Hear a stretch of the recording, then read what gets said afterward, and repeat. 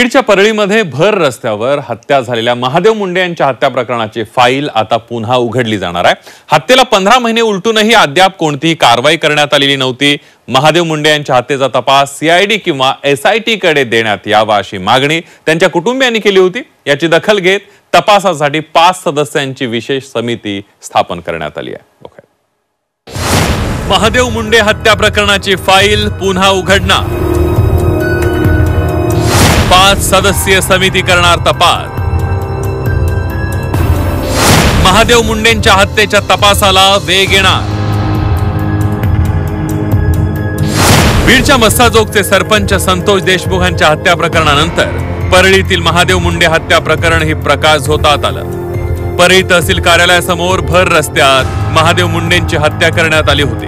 मात्र या प्रकरणात 15 महिन्यानंतर कोणतीही कारवाई करण्यात आली नव्हती।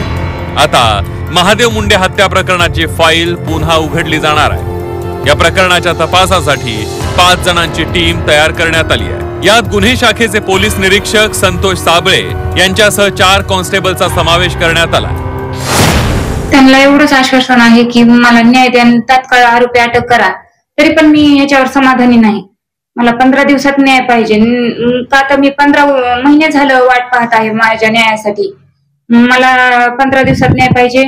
आणि जे एसपी सरांनी केले पथक तयार, त्यांनी पण तात्काळ आरोपींना अटक केलं पाहिजे। तर महादेव मुंडे यांचं प्रकरण आम्ही काढलं म्हणून पुढे आलं असं म्हणत राष्ट्रवादी शरद पवार पक्षाचे आमदार जितेंद्र आव्हाड यांनी बीड पोलिसांवर निशाणा साधलाय। महादेव मुंडे यांच्या हत्या प्रकरणाची चौकशी करण्यात यावी या संदर्भात सगळ्यात आधी भाजपचे आमदार सुरेश धस यांनी पोलीस अधीक्षक कौवत यांची भेट घेतली होती। महादेव मुंडेंच्या कुटुंबियांनीही पोलीस अधीक्षकांची भेट घेतली होती। यानंतर महादेव मुंडे हत्या प्रकरणाच्या तपासाच्या हालचाली वाढल्याचं पाहायला मिळत आहे। आता पोलीस अधीक्षकांनी 5 सदस्यांच्या टीमची स्थापना केल्यामुळे महादेव मुंडे हत्या प्रकरणाच्या तपासाला वेग येण्याची शक्यता आहे। ब्युरो रिपोर्ट, झी 24 तास, बीड।